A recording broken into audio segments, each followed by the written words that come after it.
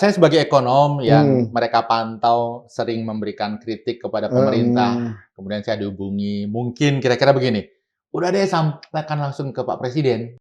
Pak Prabowo kemarin sangat asertif ya, sangat responsif terhadap masukan. Pak Prabowo, pemerintah itu harus mempunyai keleluasaan dan kelonggaran hati.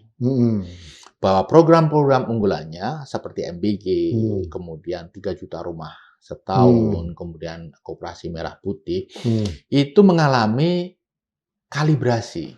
Kalau kita memaksakan ini, sebenarnya kita sedang mengundang subprime mortgage di masa yang akan datang. dan di Indonesia. Apalagi financing-nya akan menggunakan dana antara. Apalagi financing-nya akan menggunakan SBN yang dibeli BI. Sudah ini, krisis ini akan menjalar kemana-mana. Di Vietnam itu nggak ada yang namanya ormas yang berperilaku jadi minta-minta THR. Ini mengganggu investor, mengganggu pengusaha. Indonesia juga harus memastikan nggak ada itu. Di Indonesia, polisi nongkrong di pasar modal. Di sana nggak ada. Ada banyak hal yang disimpulkan, diputuskan di situ secara cepat dan spontan oleh Pak Prabowo, itu kemudian delivery-nya kan Pak Menteri. Saya melihat bottleneck kita di situ. Jadi inisiasi yang sudah bagus ini, jangan-jangan kemudian berhenti di situ saja.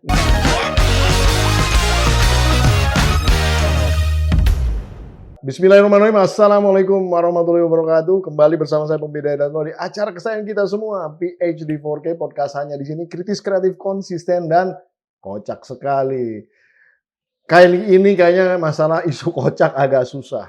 Kita dapat tekanan global yang luar biasa dari kebijakannya Trump di Amerika. Nah, kemarin ada acara besar yang diadakan oleh Menko Perekonomian berupa Saresehan yang dikumpulkan tokoh-tokoh ekonomi di Indonesia. Salah satunya sudah hadir di studio ini, Pak Mansam. Apa kabar, Mas Wijayanto? Sorry, Mas Wijayanto Samirin. Luar biasa ini. Terima kasih udah hadir di sini. Kemarin hadir ya?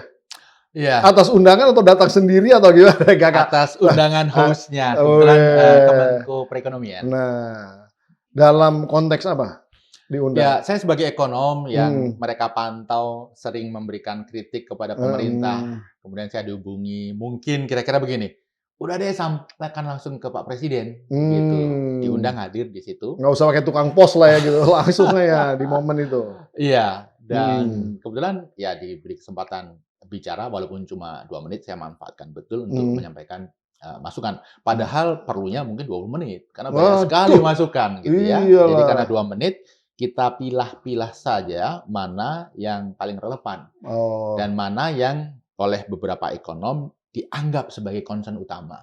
Apa itu, Mas, kira-kira poin-poinnya? Jadi kemarin kita meng-highlight kepada Pak Prabowo bahwa walaupun sudah banyak kemajuan ekonomi, tapi kita masih menghadapi tantangan. Tantangan fiskal, tantangan nilai tukar, tantangan deindustrialisasi, dan tantangan lapangan kerja. Nah, kemudian trade war terjadi. Ini bisa memperburuk tantangan-tantangan itu. Memperberat juga ya? Memperberat. Tetapi kalau kita lihat ini sebagai opportunity, ini bisa menjadi kesempatan untuk memperbaiki keadaan. Nah, kemarin karena dikasih waktu 2 menit, ya saya fokus kepada bagaimana ini bisa digunakan untuk memperbaiki keadaan. Jadi sarannya dalam 2 menit? Dalam 2 menit. Saya sampaikan begini. Padahal saya 20 menit. Saya sampaikan begini ke Pak Prabowo. Bahwa pertama, orang Indonesia itu perlu trigger untuk bisa bergerak cepat. Mindset-nya perlu distimulus. Nah, krisis ini, trade war ini, bisa menjadi stimulus yang luar biasa. Bagi rakyat, bagi pengusaha, bagi kabinet, bahkan bagi Pak Prabowo sendiri. Dan saya sampaikan 3 poin. Yang pertama, kita harus melakukan deregulasi yang total. Tidak seperti deregulasi yang dulu kita pernah lakukan. Kita tidak pernah serius melakukan deregulasi. Karena seringkali deregulasi kita tidak tuntas dan praktek di lapangannya masih praktek lama yang terjadi. Saya sampaikan secara konkret begini. Kita harus lihat Vietnam sebagai Hmm. benchmark. Hmm. Kita menggunakan pendekatan eye to eye, neck to neck. Hmm. Vietnam punya apa, kita harus wujudkan. Oke. Minimal mendekati. Iya, Misalnya iya. begini, Mas. Iya, iya. Di Vietnam itu nggak ada yang namanya ormas yang berperilaku jadi Minta-minta preman, THR. minta-minta THR. Ini mengganggu investor, mengganggu pengusaha. Hmm. Indonesia juga harus memastikan nggak ada itu. Hmm. Di Indonesia, polisi nongkrong di pasar modal. Di sana nggak ada. Polisi itu yang menjaga kawasan industri supaya aman. Hmm. Kita harus wujudkan itu. Belum lagi terkait izin usaha, pengadaan tanah, Hmm. TKDN Hmm. yang di kita itu sangat memberatkan. Itu Hmm. juga disampaikan di situ. Dan alhamdulillah Pak Prabowo merespon dengan Hmm. luar biasa. Yang kedua, kita dorong supaya kita ini memanfaatkan low hanging fruit Hmm. yang ada dalam ekonomi kita Hmm. yang tidak kita kelola dengan baik. Iya, iya, iya. Kalau ini kita kelola dengan baik, maka ekonomi kita akan terstimulus untuk tumbuh. Tanpa investasi, Mas Iya, iya, iya. Bobby. Karena udah low kan. Loh, Ada misalnya low hanging fruit nih. kita lihat output sektor manufaktur kita sebelum krisis COVID itu 75% utilisasinya. Hmm. Setelah COVID turun menjadi 50%. Hmm. Kemudian sekarang sudah recover tapi masih di bawah 60%. Waduh. Tidak perlu investasi, hanya dikasih working capital, insentif kebijakan. Kalau ini bisa Betul. dinaikkan ke 75%, Hmm. saya hitung ekonomi kita bisa tumbuh 3% lebih tinggi. 1 tahun ya. Iya, iya. Kalau kita bisa dongkrak utilisasi ke Hmm. 90%, ekonomi bisa terstimulus 5% lebih tinggi. Tanpa investment. Iya, iya, iya. Itu yang kedua. Kemudian yang ketiga, saya menyampaikan usulan dari para ekonom tentang approach terhadap Trump. Jadi Trump ini menurut kami para ekonom sukanya top down. Yang kedua, benci sekali multilateralism. Maunya kalau ketemu one on one biar bisa dibully. Iya, iya, iya, iya. Kalau rame-rame dia nggak suka. Dia terbully soalnya. Nah, terkait yang top down, kami mengusulkan Pak Prabowo kalau berkenan telepon langsung Trump menyampaikan gesture yang positif, tidak perlu menjanjikan apa-apa. Sehingga nanti Pak Erlangga, Bu Sri Mulyani, dan kawan-kawan ketika datang ke Amerika, itu pintunya sudah setengah terbuka. Bukan membuka pintu yang masih tertutup. Iya, iya. Terkait multilateralism, kita ngasih masukan. Jangan menggunakan payung ASEAN. Karena yang pertama, Trump pasti tidak suka. Iya, iya, iya. Yang kedua, ASEAN itu terkait dengan tarif dari Trump, itu ada yang happy, ada yang ya happy. berat. Ada yang dapat kenaikan 10%, ada yang dapat kenaikan Gede banget. 49%. Menyatukan ini nggak akan ketemu lah gampang. ya. Nggak akan ketemu. Jadi itu yang kami sampaikan ke Presiden. Beberapa pengusaha juga memberikan masukan yang sejalan. It's a good discussion. Bagus ya.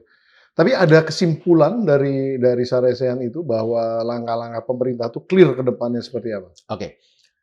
Saya rasa target dari meeting kemarin itu, event kemarin itu, Saresean kemarin itu, yang pertama untuk menunjukkan bahwa pemerintah itu menerima kritik, komunikasinya buruk, sehingga kemarin seluruh pemangku kepentingan, pengusaha, civil society, kemudian media diundang, kemudian Pak Prabowo paparan, Menko, Menkyu, kemudian Ketua LPS, kemudian Mensos, Kepala MBG, semua paparan untuk menunjukkan ini nih, transparansi informasi.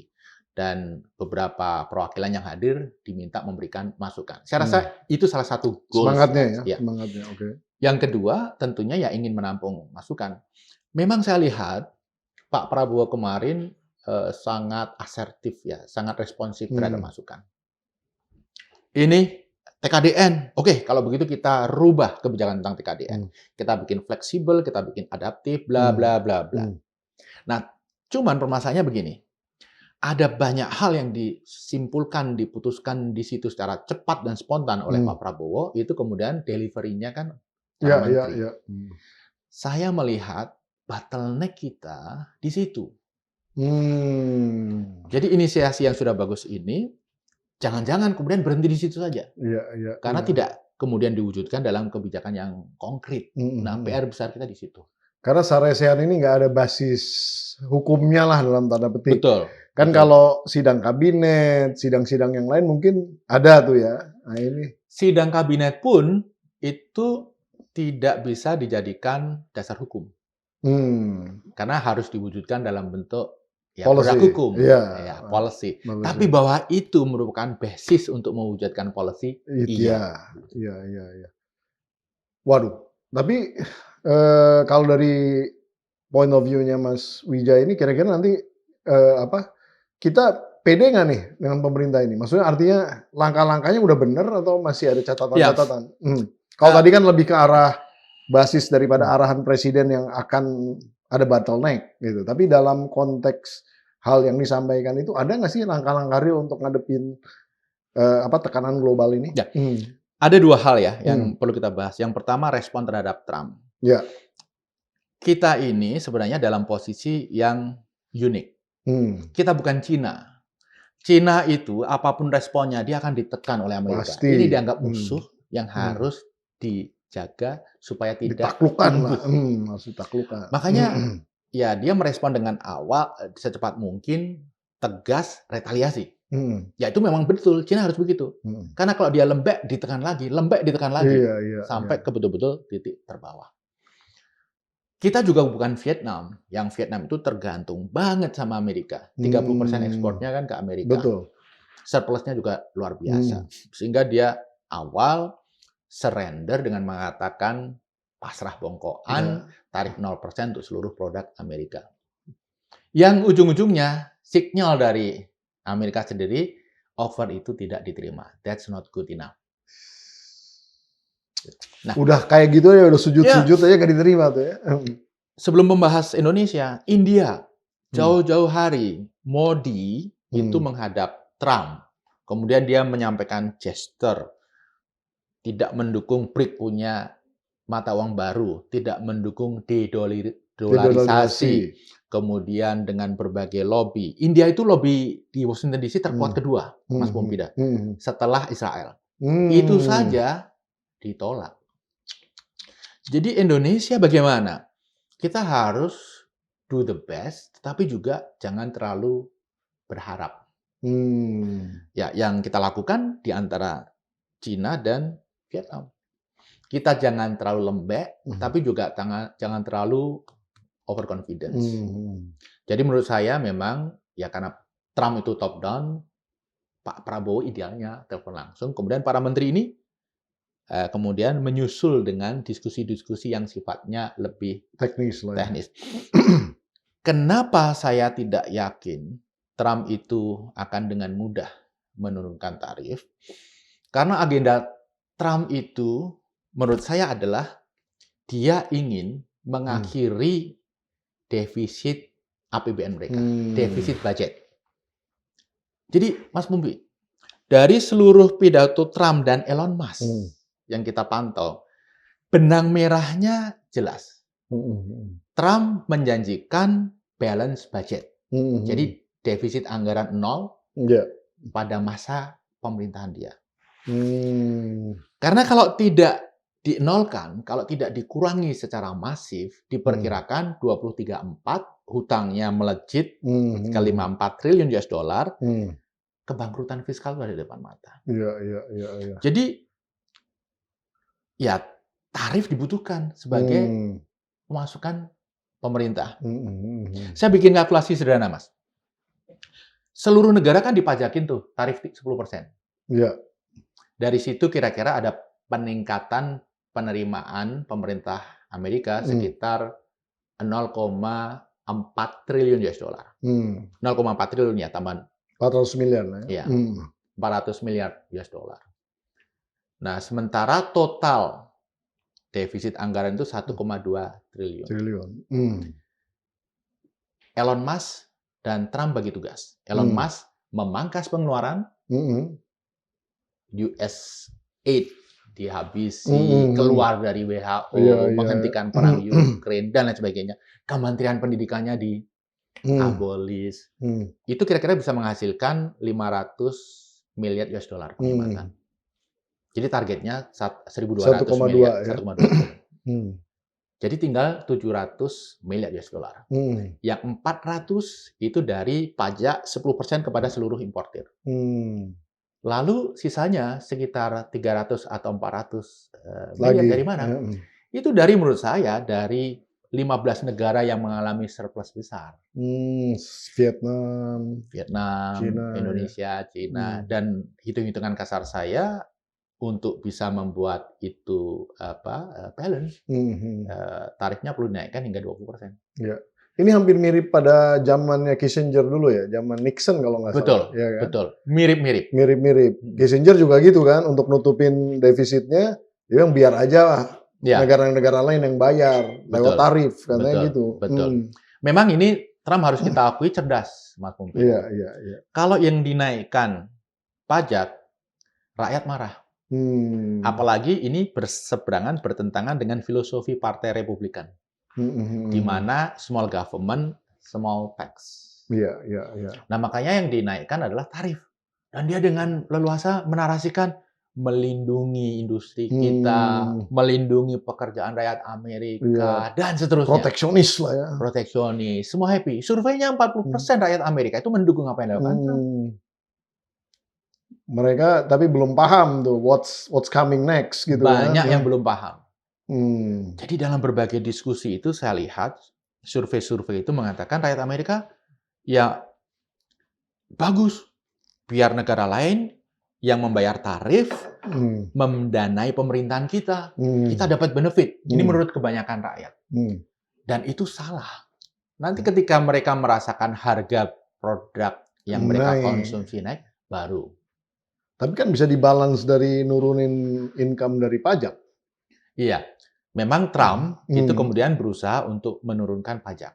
Jadi tarif dinaikin, pajak diturunin. Tapi begini, kalau melihat apa yang terjadi, dalam jangka pendek Amerika itu diuntungkan. Tapi dalam jangka menengah dan panjang, dirugikan. Amerika itu dalam posisi rugi. Karena begini Mas, Amerika dikdaya membuli seluruh negara. Tapi bukankah ini membuat negara-negara yang 180 itu merasa senasib sepenanggungan? Indonesia tiba-tiba dengan EU lebih gampang bicara untuk mewujudkan EU SEPA. Indonesia dengan ASEAN jadi lebih solid. Indonesia lebih dekat dengan China.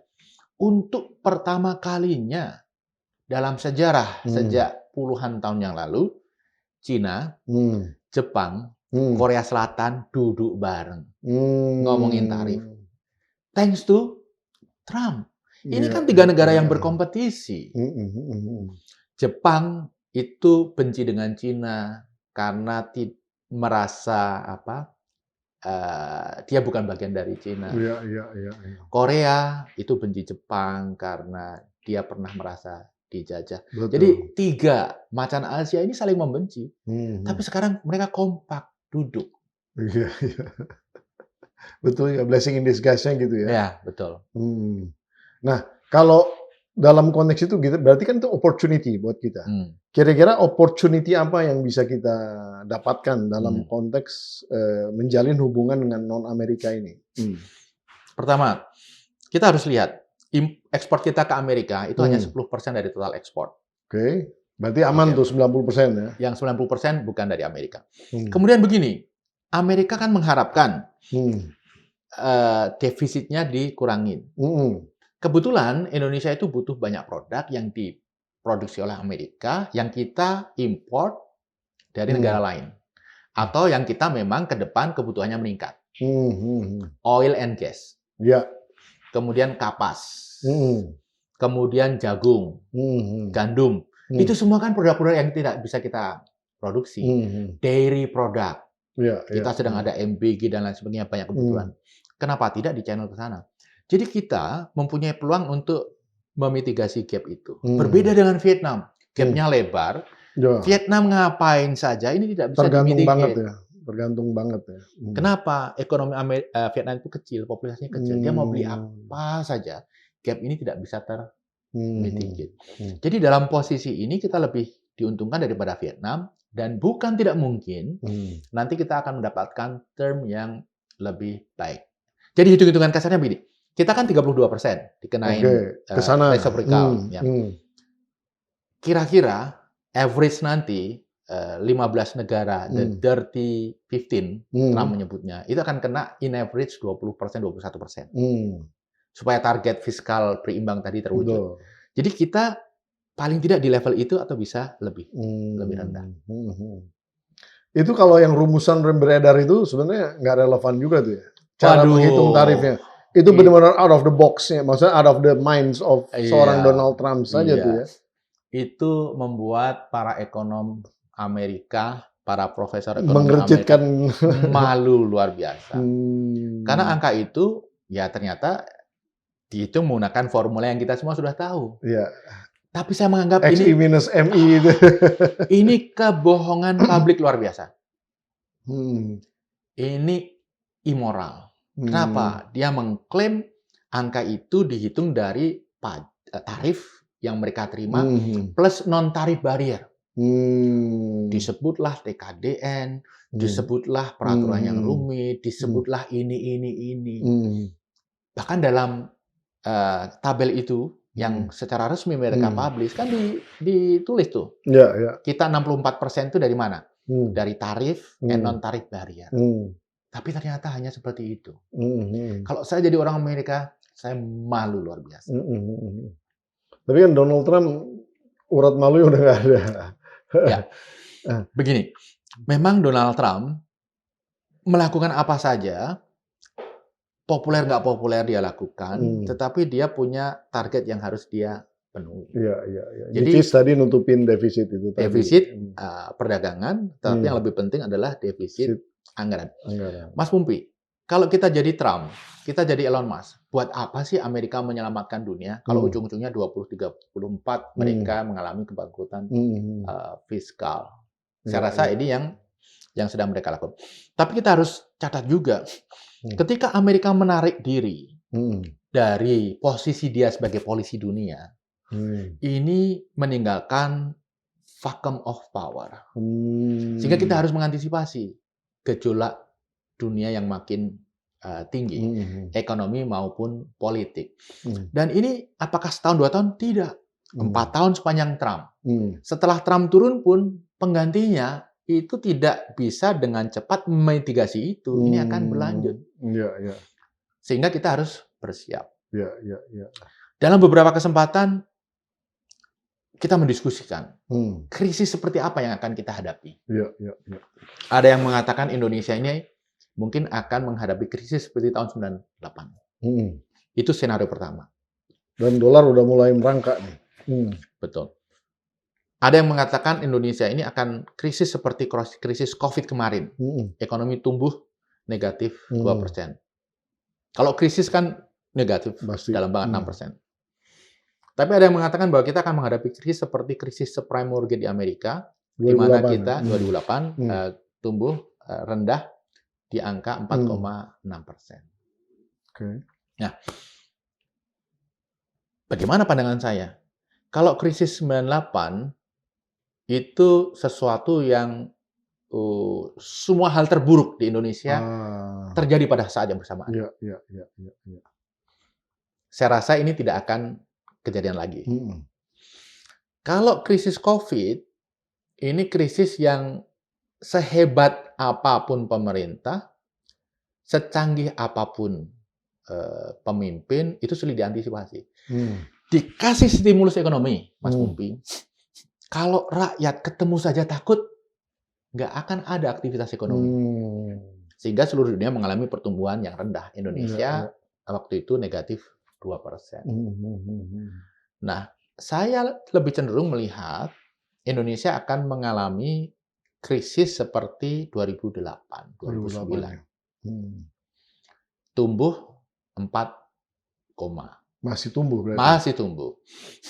Nah, kenapa? Karena permasalahannya bukan di dalam negeri, tapi di luar negeri. Persis seperti subprime mortgage. Hanya kita harus hati-hati. Pada saat krisis 2008 itu terjadi, kita itu kapasitas berhutang masih bagus, fiskalnya masih solid. Ini yang tidak kita miliki saat ini. Opsinya terbatas. Opsinya terbatas. Waduh. Nah. 2008 kita survive.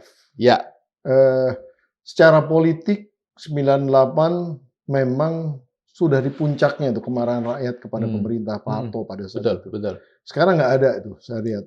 Ada tapi belum menjadi sesuatu yang terlalu memuncak. Relatif kesepakatan politik pun di antara elit politik masih sama. Betul. Dukungan politik terhadap pemerintah masih kuat.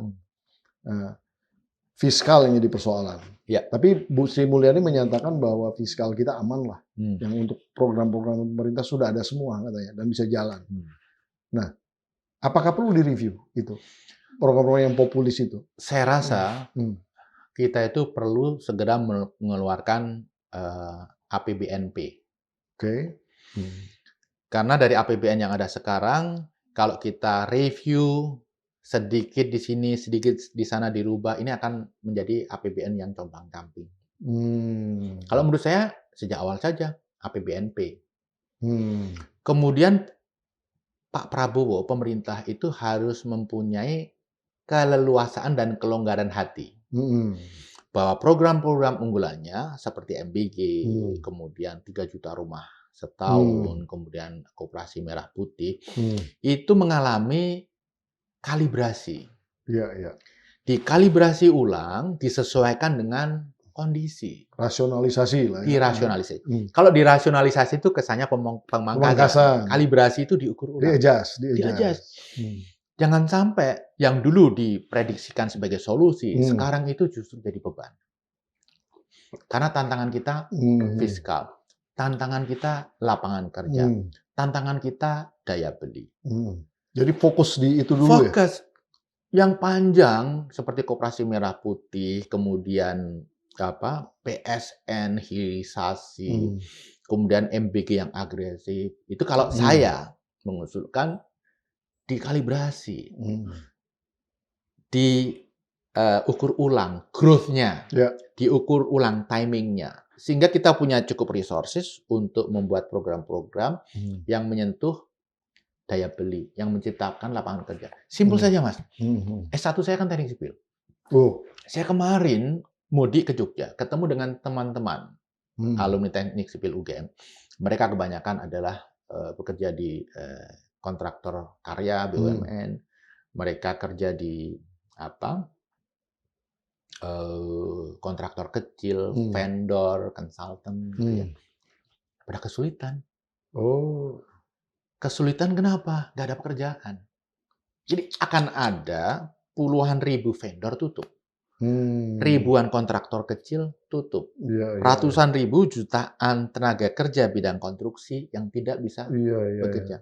Kenapa tidak?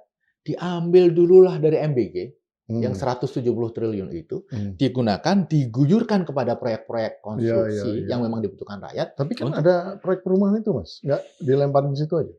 Proyek perumahan menurut saya ini sesuatu yang harus dikalibrasi. Saya pernah menjadi staf khusus Pak JK bidang ekonomi.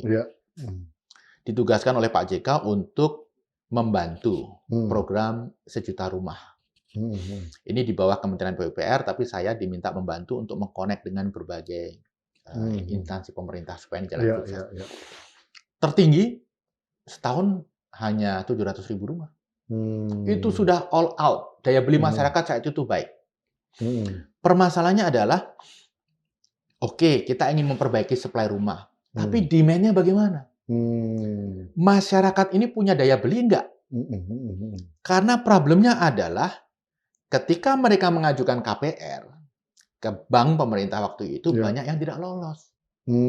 Tidak mungkin bank melanggar aturan internalnya memberikan kredit kalau memang tidak layak. Blacklist itu ya. Tidak bankable. Karena penghasilannya tidak pasti, penghasilannya terlalu rendah. Betul. Nah, ini tidak boleh dipaksakan. Oke, kalau pemerintah memberikan insentif atau sedikit memaksa, Mas Pumbi, ini kan yang terjadi 2008 di Amerika. Subprime mortgage. Mortgage yang diberikan kepada masyarakat dengan penghasilan yang terbatas. Ada goncangan ekonomi sedikit saja, mereka tidak mampu bayar. Apalagi goncangan ekonomi sedikit saja itu membuat bunga tinggi. Naik. Sehingga mereka bersama-sama jutaan jumlahnya foreclosure. Tidak bisa membayar, rumah diserahkan kepada bank, supply rumah tinggi sekali, harga rendah, kolaps ekonomi. Iya, iya. Kalau kita memaksakan ini, sebenarnya kita sedang mengundang subprime mortgage di masa yang akan datang. Dan di Indonesia, kita pernah diskusi bahwa kita menembak kaki sendiri. Oh iya, iya, iya. Self-inflicted economic wound. Ini, apalagi financing-nya akan menggunakan dana antara. Apalagi financing-nya akan menggunakan SBN yang dibeli BI. Sudah ini, krisis ini akan menjalar kemana-mana. Sistemik banget tuh ya. Muter-muter di situ semua soalnya. Self-inflicted wound. Lalu bagaimana? Sudah terlanjur dideklarasikan. Ya. Nah, dan antara sendiri kan harapannya kan kemarin bisa fundraising besar ya. Itu sebelum ada sebelum ada keputusannya Trump nih. Nah, dengan kondisinya Trump ini, probability suksesnya fundraisingnya Danantara gimana tuh, Mas? Saya rasa Danantara merupakan sesuatu yang harus dikalibrasi ulang. Kalibrasi. Targetnya, jangan terlalu agresif. Timingnya, jangan terlalu agresif. Targetnya agak dinormalkan, normalize, kemudian timingnya agak lebih konservatif lah. Karena kalau diburu-buru, digenjot full, akselerasinya jebol. Saya sepakat, dalam situasi kayak gini, apa iya ada investasi yang mau masuk ke Indonesia? Apalagi ini kendaraan baru nih. Udah ketidakpastian luar, ketidakpastian di dalam karena baru tadi. Dan ketidakpastian ekonomi kita. Macem-macem tuh ya. Iya.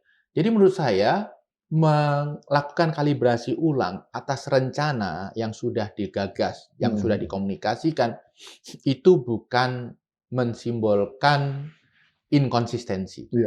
Itu mensimbolkan rationality.